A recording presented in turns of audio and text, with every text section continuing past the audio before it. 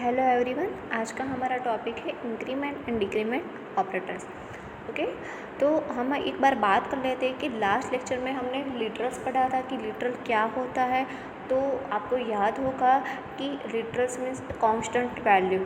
कोई भी constant value का अगर हमें यूज़ करना है तो जो हम नेम का यूज़ करते हैं कांस्टेंट वैल्यू के लिए, तो it's called literal. A name use for a constant value is known as literals. और ऐसे कई तरह के लिटरल होते हैं जावा में, जैसे कि नंबर के लिए कैरेक्टर का यूज़ करना है, स्ट्रिंग का यूज़ करना है, बूलियन वैल्यू का यूज़ करना है, तो इसके लिए अलग अलग लिटरल का यूज़ होता है। ओके, जैसे कि नंबर है तो नंबर में उसके दो टाइप्स होते हैं, integer literal and real number literal. जैसे कैरेक्टर का यूज़ करना है तो यूनिकोड कैरेक्टर का यूज़ करेंगे, स्ट्रिंग का यूज़ करेंगे। स्ट्रिंग के अलग अलग लिटरल होगी, बुलियन वैल्यू की अलग अलग होगी कि बुलियन वैल्यू, तो बुलियन वैल्यू में किसका यूज़ होता है, उसकी दो ही वैल्यू होगी, true and false. Okay, then उसके बाद हमने एक्सप्रेशन पढ़ा था कि एक्सप्रेशन क्या है, तो एक है प्रोग्रामिंग का एक एसेंशियल पार्ट है। ओके, और एक बिल्डिंग ब्लॉक है किसका, तो लिटरल का बेसिक बिल्डिंग ब्लॉक है एक्सप्रेशन। ओके, तो वेरिएबल एंड फंक्शन कॉल्स, तो ये लिटरल्स, ये सारे एक वन टाइप के बिल्डिंग ब्लॉक्स है एक्सप्रेशन के। तो एक्सप्रेशन की आपको याद होगा कि it is essential part of programming and it is a basic building block of expression are literals, variables and function calls.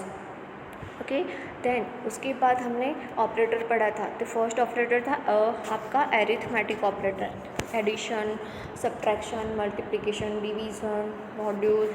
Okay, और लॉजिकल ऑपरेटर था कि एंड और नॉट। ओके, तो उसके अंदर हमने सिर्फ हमारा कौन सा ऑपरेटर हुआ था, एरिथमेटिक ऑपरेटर। ओके फ्रेंड्स, तो यहाँ पे हम अब उसकी बात करेंगे इंक्रीमेंट एंड डिक्रीमेंट ऑपरेटर की। तो आप देख सकते हो कि unary operator plus plus and minus minus है, दो बार प्लस का सिंबल है और दो बार माइनस का है। ओके, तो यहाँ पे आप क्या बोल सकते हो, जो प्लस वाला है इट्स कॉल्ड यूनरी ऑपरेटर और उसे आप इंक्रीमेंट ऑपरेटर बोल सकते हो। याद रखना है फ्रेंड्स आपको कि यूनरी ऑपरेटर कौन सा है, तो प्लस वाला जो इंक्रीमेंट ऑपरेटर है उसे हम यूनरी ऑपरेटर बोल सकते हैं। ओके, देन जो माइनस वाला है वो क्या है, डिक्रीमेंट ऑपरेटर। इंक्रीमेंट मतलब वो इंक्रीमेंट करती है वैल्यू और डिक्रीमेंट ऑपरेटर वैल्यू को माइनस करता है, सब्ट्रैक्ट करता है।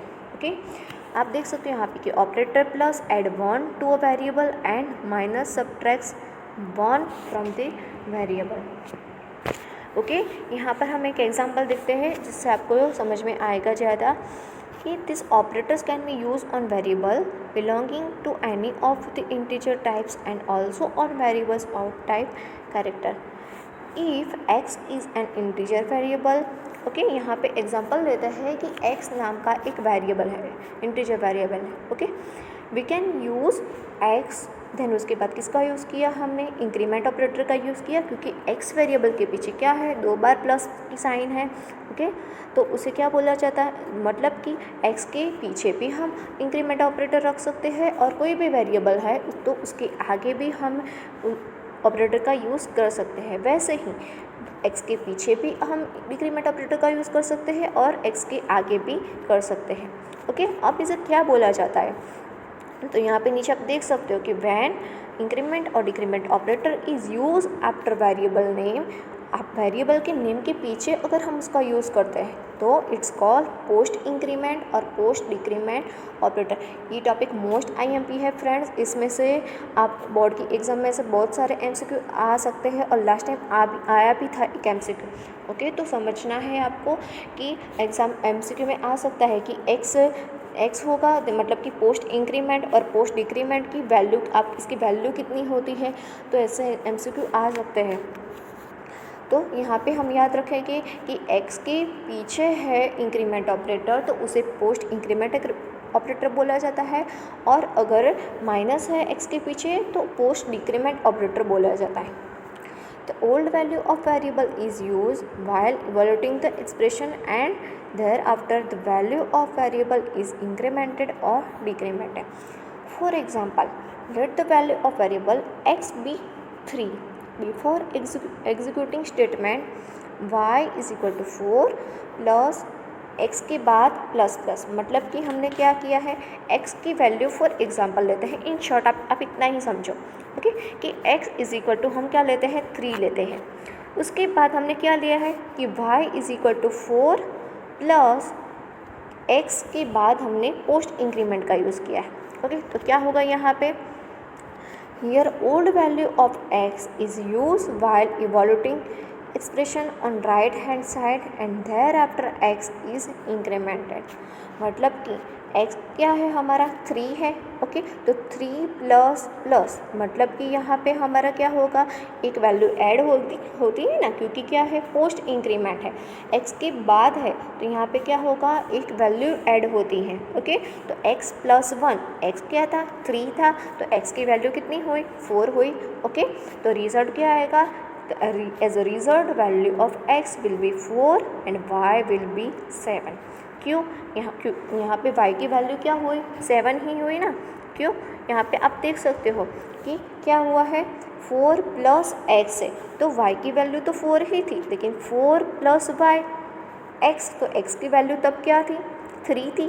ओके, और 3 के बाद यहाँ पे पोस्ट इंक्रीमेंट होता है।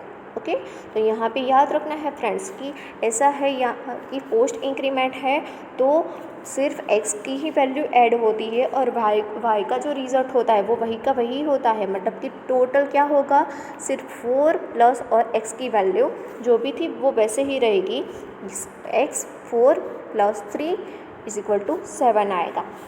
तो ऐसे एग्ज़ाम में आ सकता है कैलकुलेशन। ओके, अब नेक्स्ट एग्जांपल लेते हैं, pre increment and pre decrement, मतलब कि कोई भी वेरिएबल के आगे होगा सिंबल। ओके, तो उसे क्या बोला जाएगा, प्री इंक्रीमेंट और प्री डिक्रीमेंट बोला जाता है।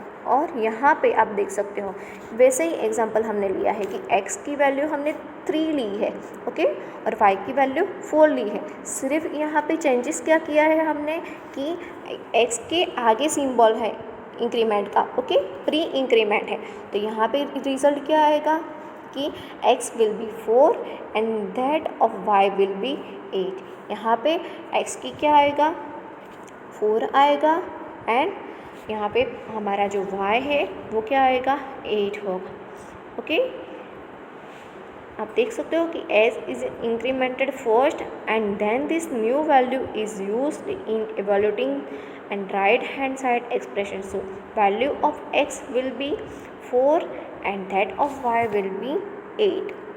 When this operator used in a standalone statement, use of pre or post does not make any difference. For example, statement क्या है, x plus plus and a, जो x प्लस प्लस मतलब कौन सा होगा, post increment and pre increment statement. Stand alone मतलब कि यहाँ पे जो हमने यूज़ किया है सेमी कॉलन, तो वो है, तो अगर हम सेमी कॉलन लिखते हैं तो ये है आपका स्टैंड एलोन स्टेटमेंट।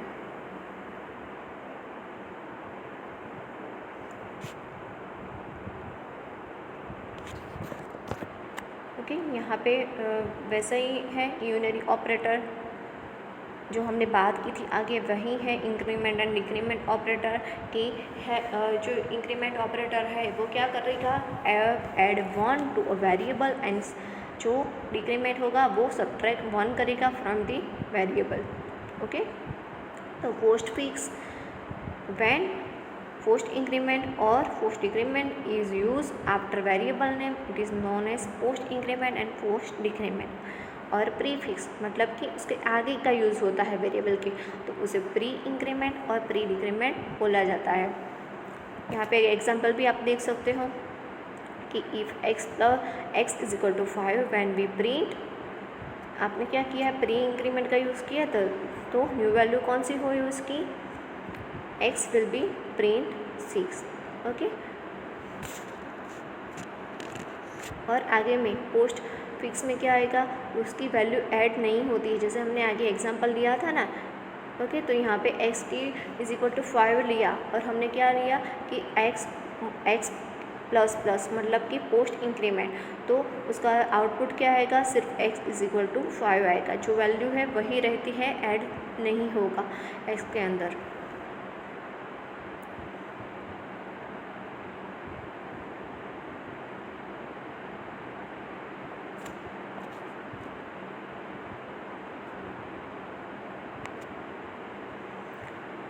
नेक्स्ट है comparison operator.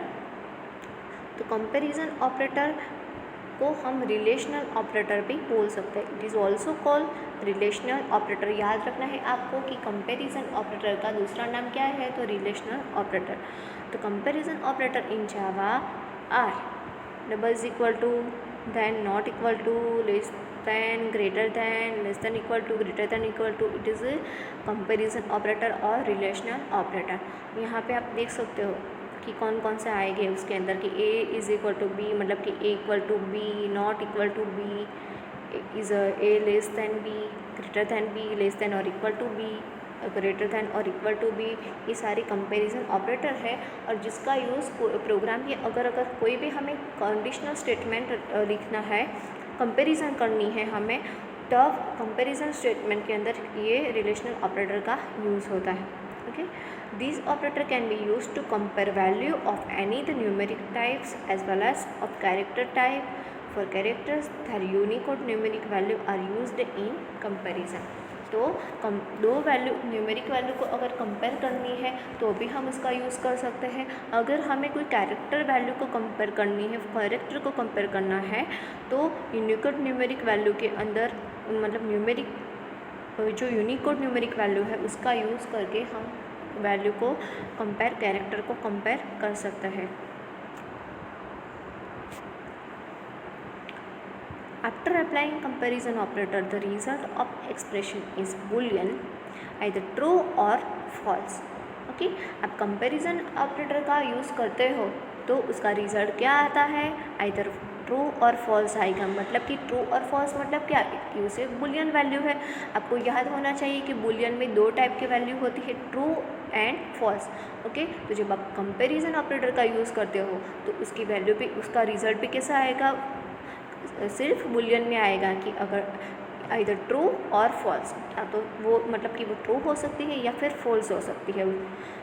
So such expression are also called boolean value expression.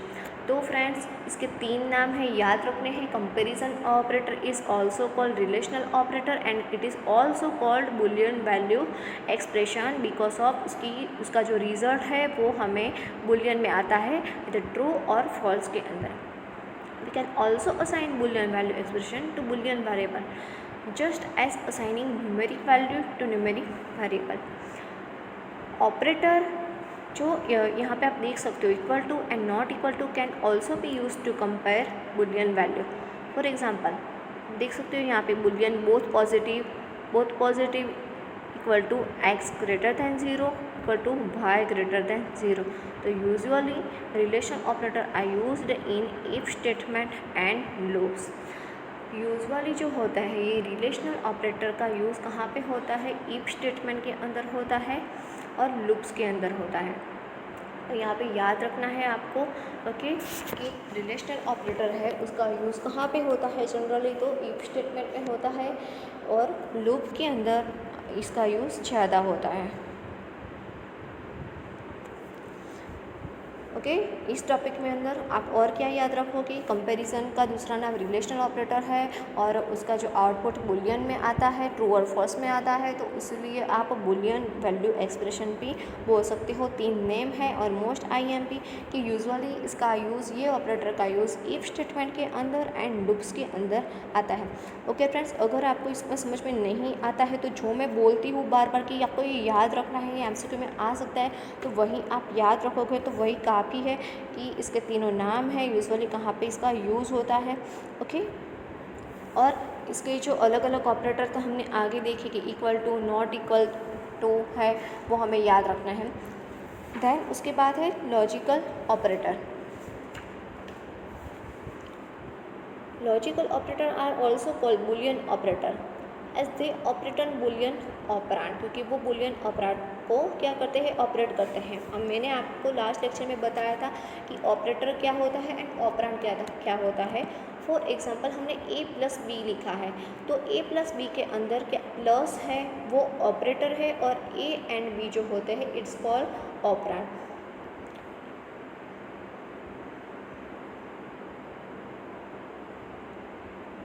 Okay, यहाँ पे लॉजिकल ऑपरेटर है जो आप देख सकते हो। कौन कौन से लॉजिकल ऑपरेटर है, एक तो एंड है, देन और है, देन एक्स और, जिसे आप बोल सकते हो एक्सक्लूसिव और, एंड ये नॉट है। जो आपको ये जो एक्सक्लेमेशन जैसा सिंबल आपको दिख रहा है, इट्स कॉल्ड नॉट। तो लॉजिकल ऑपरेटर के अंदर आपको खास याद रखना है सिंबल के साथ कि ये डबल एम्परसेंड है, इट्स कॉल्ड एंड ऑपरेटर। ये आपकी जो सिंबल है ना स्ट्रेट लाइन जैसा दो, तो इट्स कॉल्ड और ऑपरेटर। देन है आपका एक सिंबल है कि जो उल्टा वी जैसा है, it's called exclusive or, and last है नॉट। ओके, तो ये मोस्ट आईएमपी है, इसके साथ याद रखना है आपको कि this operator can be use to compare value of numeric types और character types. Unicode value are use for character type. जहाँ पे कैरेक्टर होता है वहाँ पे आपको समझ में आ ही गया होगा कि यूनिकोड वैल्यू का वहाँ पे यूज़ होता है।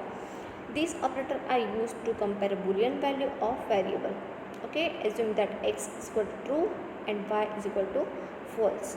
हमें ये सिर्फ एज्यूम करना है। तो फर्स्ट ऑपरेटर में अगर if x and y both are true, क्या होगा कि दोनों ट्रू हो गए, तो रिजल्ट क्या आएगा, विल बी ट्रू।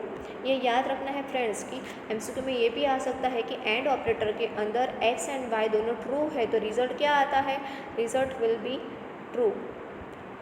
ओके, अगर दोनों ट्रू है तो ही ट्रू आएगा, लेकिन अगर दोनों ट्रू नहीं है तो क्या आएगा, तो रिजल्ट फॉल्स आएगा। देन है और, if both true, if both x y are true then result false, means both are not be same. If same result false if any of two operands are non-zero the true। तो आप नीचे आप देख सकते हो okay कि true true, अगर दोनों ट्रू है तो ट्रू आएगा। देन है एक्सक्लूसिव और, तो यहाँ पे if it is exclusive or it returns true only if its operand are different, one true one false। Okay, एक क्या होना चाहिए, एक ट्रू होना चाहिए, एक फॉल्स होना चाहिए, देन रिजल्ट क्या आएगा, ट्रू आएगा। और नॉट के अंदर रिवर्स में काम करता है कि अगर ट्रू है तो उसका आपका दोनों ट्रू है तो क्या आएगा, रिजल्ट फॉल्स आएगा, और फॉल्स है तो ट्रू आता है। हम एक बार और उसकी एग्जांपल लेते हैं। Logical operation and or, exclusive or, and not are perform using this operators respectively। Boolean operator AND is used to combine two Boolean value। For logical AND operation, the result of expression A and B is true only if both the operand A and B are true। Okay, यहाँ पे हम एक और example लेते हैं जिससे आपको ज़्यादा समझ में आएगा। हमने क्या किया है, x is equal to 0 and y is equal to 0 is true if and only if both x is equal to 0 and y is equal to 0। Okay, अगर ये कंडीशन क्या होगी, ट्रू होगी, तो हमारा आउटपुट क्या आएगा, ट्रू आएगा। ओके, देन हमारी कंडीशन क्या होती है, ट्रू होती है। अब है किसकी बारी है, और की, two vertical line. Okay, if a or b is true, if either A is true or B is true, or if both are true the result is false। If result is false only both A and B are false। Okay, यहाँ पे अगर A is true होता है या फिर B true होता है, और से मतलब कि अगर दोनों भी true होते हैं तो भी क्या होगा, ट्रू ही आएगा। अगर रिज़ल्ट फॉल्स कब आता है, जब दोनों फॉल्स होते हैं तभी उसका रिज़ल्ट फॉल्स आता है। और ऑपरेटर के अंदर क्या होगा, उसका रिज़ल्ट आपको सिर्फ यही याद रखना है कि दोनों में से कोई भी एक कंडीशन अगर ट्रू है तो उसका रिज़ल्ट ट्रू ही आता है। इसका रिज़ल्ट फॉल्स तभी आता है जब दोनों ही ऑपरेंड क्या हो, फॉल्स हो। ओके, देन है बूलियन ऑपरेटर। देन बात करेंगे हम नॉट की। नॉट के अंदर क्या होगा, वाइस वर्सा, मतलब कि if the operand is true तो रिज़ल्ट इज़ फॉल्स, अगर ऑपरेंड ट्रू है तो आपका रिज़ल्ट फॉल्स आता है, फॉल्स आएगा, वो रिवर्स में काम करेगा। देन है एक्सक्लूसिव और, इट रीजन true only if its operand are different.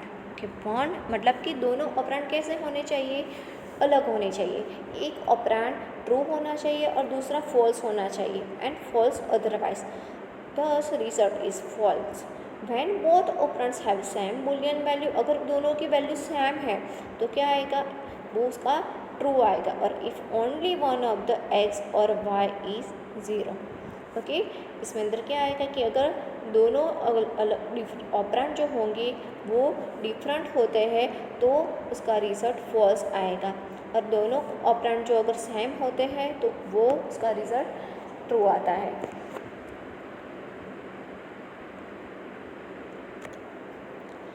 Then हम बात करेंगे short circuiting. When using the conditional and or operator, Java does not evaluate the second operand unless it is necessary to result a result। ये short circuiting का मतलब ये होता है कि अगर जावा के अंदर ये दोनों ऑपरेटर का हम यूज़ करते हैं, ओके, कौन से एंड और ऑपरेटर का, ये दोनों ऑपरेटर का, तो जावा क्या करता है कि कोई भी एक्सप्रेशन को अगर ज़रूरी नहीं होता है कि दूसरे एक्सप्रेशन को इवैल्यूएट करना तो वो इवैल्यूएट नहीं करेगा, ओके, मतलब कि if first operand is false in case of and operator there is no need to evaluate second operand. यहाँ पे शॉर्ट सर्किटिंग में दोनों की बात की है, एंड ऑपरेटर की और ऑपरेटर की। तो एंड ऑपरेटर के अंदर क्या होता है कि इन केस कि फर्स्ट ऑपरेंड क्या होगा आपका, कि फर्स्ट ऑपरेंड फॉल्स है, ओके, दो एक्सप्रेशन के अंदर तो फर्स्ट है तो दूसरे ऑपरेंड को इवैल्यूएट करने की ज़रूरत नहीं है, okay. If first operand is true in there is no need to evaluate second operand. और किस जो और ऑपरेटर है उसमें क्या होगा कि फर्स्ट ऑपरेंड अगर ट्रू है तो सेकंड ऑपरेंड इवैल्यूएट नहीं होगा, और एंड ऑपरेटर के अंदर अगर फर्स्ट ऑपरेंड फॉल्स है तो सेकंड ऑपरेंड इवैल्यूएट नहीं होता है। It's called short circuiting, okay. और शॉर्ट सर्किटिंग की ज़रूरत हमें मतलब एक शॉर्ट वे के लिए होती है कि अगर कोई भी जो वैल्यू होती है उसको आप जीरो से डिवाइड करते हो तो कई बार रन टाइम एरर आती है, तो ये एरर को हमें जो रिड्यूस करने के लिए हम शॉर्ट सर्किटिंग का यूज़ कर सकते हैं। यहाँ पे आप एग्जांपल देख सकते हो कि consider expression x not equal to 0 then and y divide by x greater than 1। If the value of x is 0 first sub expression result in false, okay, यहाँ पे ये फॉल्स है तो क्या हुआ, ये फॉल्स है तो सेकंड जो एक्सप्रेशन है उसे हमने इवैल्यूएट करने की ज़रूरत नहीं पड़ती है, ओके। तो वैसे ही और ऑपरेटर के अंदर फर्स्ट ऑपरेंड ट्रू है तो सेकंड को इवैल्यूएट करने की ज़रूरत नहीं पड़ती है, ओके। शॉर्ट सर्किटिंग जो टॉपिक है उसके अंदर हमें क्या याद रखना है कि एंड ऑपरेटर के अंदर अगर फर्स्ट ऑपरेंड आपका फॉल्स होता है तो सेकंड एक्सप्रेशन को इवैल्यूएट करने की मतलब उसे कैलकुलेशन करने की ज़रूरत नहीं पड़ती है। और ऑपरेटर के अंदर दोनों में से फर्स्ट ऑपरेंड आपका ट्रू होता है तो सेकंड को इवैल्यूएट करने की ज़रूरत नहीं पड़ेगी, ओके। तो ये याद रखना है। और थर्ड थिंग ये है कि इसका यूज़ क्यों होता है, तो जो रन टाइम एरर आती है कि ऐसे आगे आपके चैप्टर में आएगा कि एरर के भी टाइप्स होते हैं, एरर क्या है, एरर के कौन से टाइप्स होते हैं, कि कौन से मतलब कि कौन से प्रॉब्लम में एरर क्या आती है वो आपको आएगा। तो यहाँ पे कई बार डिवीज़न बाय ज़ीरो की एरर आती है, तो अगर आप शॉर्ट सर्किटिंग का यूज़ करते हो तो ये एरर को हम रिड्यूस कर सकते हैं, ओके।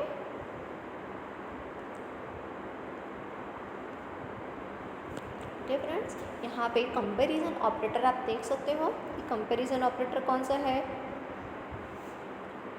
जो हमने आगे बात की थी वैसे ही comparison operator, relational operator, okay, जिसे आप बूलियन भी बोल सकते हैं, boolean value operator, logical operator, short circuiting. तो यहाँ पे हमारे लास्ट टाइम हमने असाइनमेंट ऑपरेटर किए थे, आज हमारे कंपैरिजन ऑपरेटर हो चुके हैं, दैन लॉजिकल ऑपरेटर हो गया, इंक्रीमेंट एंड डिक्रीमेंट ऑपरेटर हो गया है, ओके। तो आई होप फ्रेंड्स आप सबको समझ में आ गया होगा कि क्या है असाइनमेंट ऑपरेटर, क्या हो कंडीशन ऑपरेटर क्या होता है, शॉर्ट सर्किटिंग क्या होता है। नेक्स्ट बात करेंगे हम कंडीशनल ऑपरेटर की। The conditional operator in Java is ternary operator using 3 operands, it use 2 symbols. Okay, ये नेक्स्ट ऑपरेटर है हमारा कंडीशनल ऑपरेटर। तो कंडीशनल ऑपरेटर को हम क्या बोलेंगे, टर्नरी ऑपरेटर। ओके, और उसकी क्योंकि उसके 3 ऑपरेंड होते हैं उसके पास, इट यूज 2 सिंबल, और उसके अंदर 3 ऑपरेंड में वो 2 सिंबल का यूज़ करता है।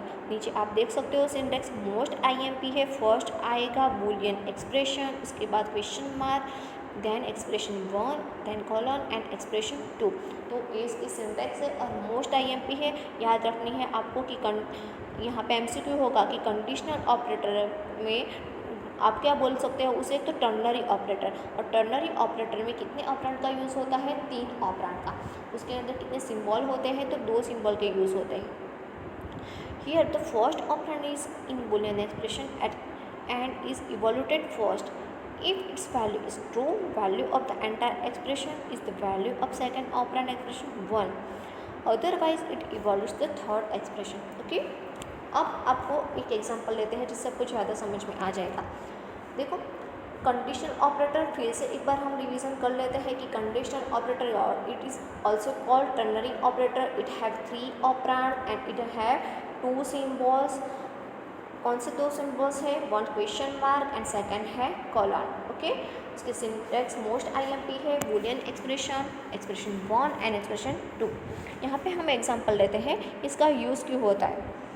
आप देख सकते हो कि स्टेटमेंट नेक्स्ट नाम का एक वेरिएबल लिया है, उसके अंदर हमने 2 एक्सप्रेशन लिए हैं। बूलियन एक्सप्रेशन का नेम क्या है, तो n then module 2 is equal to 0। Then first expression क्या है, n divided by 2, then colon और उसके बाद है 3 into n plus 1। Okay, it is a boolean expression. Okay, यहाँ पे क्या होगा, suppose value of n is 8, the value of first operand n module 2 is equal to 0 is true, then so value of right hand side expression is the value of expression n divided by 2।